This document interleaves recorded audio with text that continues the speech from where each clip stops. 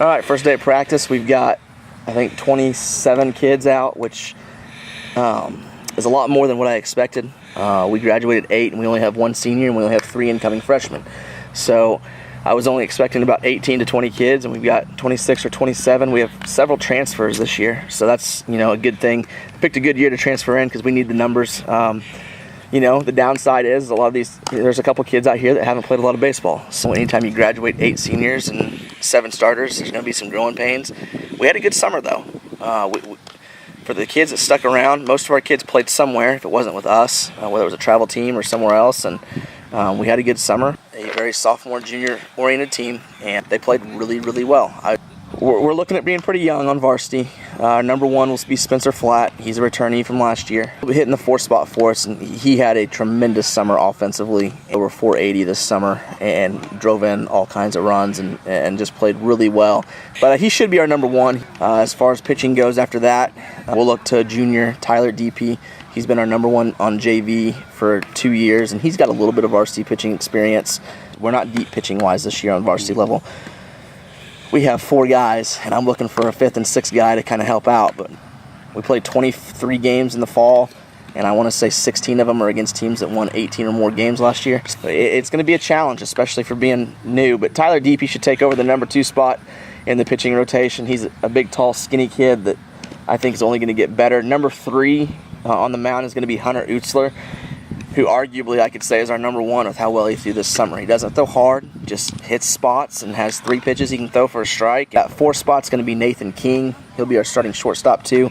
And we've got a lot of kids here to try to find 5 and 6 spot. I'm looking and considering a whole lot of guys. Cameron Garcia is one that could maybe fill that 5 spot and a little bit in relief. Logan Peebles, both of our catchers haven't pitched a lot, but they both have decent arms, so I'm kind of flirting with the idea of, putting them on the mound a little bit early this spring and some jamborees and scrimmages and, see what they can do because they have the knowledge and they have the arm strength.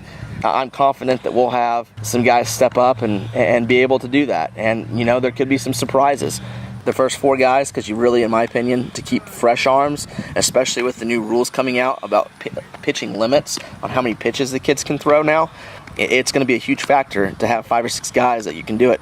Offensively and defensively, I'll kind of do it all the same. Cameron Garcia and Logan Peebles will be our 2 catchers behind the plate, and I say 2 because with how well Cameron played this summer, and Logan's our starter from last year as a freshman, but with how well both of them played this summer, I'm not against, both of them catching different people. Spencer and Tyler seem to throw a little bit better with Logan, but Hunter seems to throw really well with Cameron.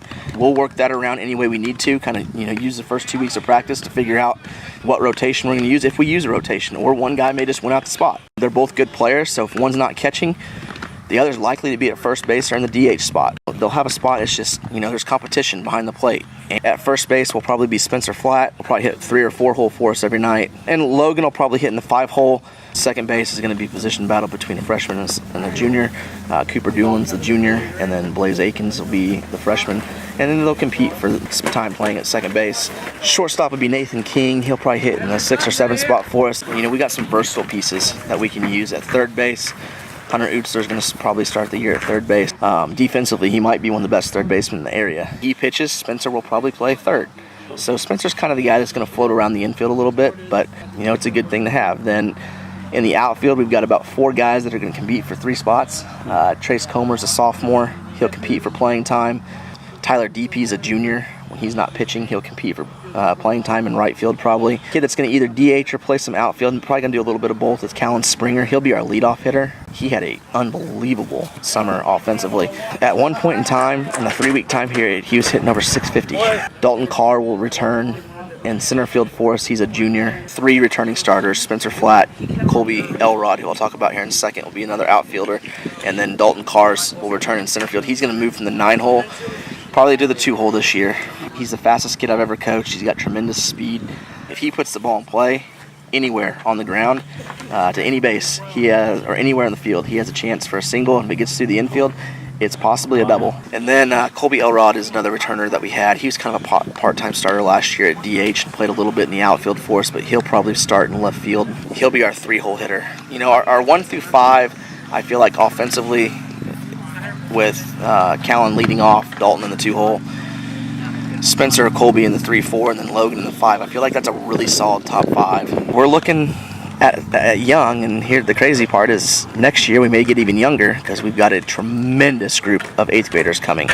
These kids are going to work hard. They're going to have to, because there's a whole bunch of kids coming next year. They're wanting to take their spots. I think competition is what breeds success, and there's a whole lot of competition going on this year, and there's going to be a whole lot of competition in the future too. So first, our Jamboree is next weekend. We'll play Exeter and Norwood, and then the following weekend we travel to New Bloomfield. I'm looking forward to the year. Day 1, much better numbers than I expected, and I think we'll work hard, and we've got good kids. That's a plus. We've got really good kids. While we might be young and we might see some hurdles, I think that we could have a very, very successful run for a very long time.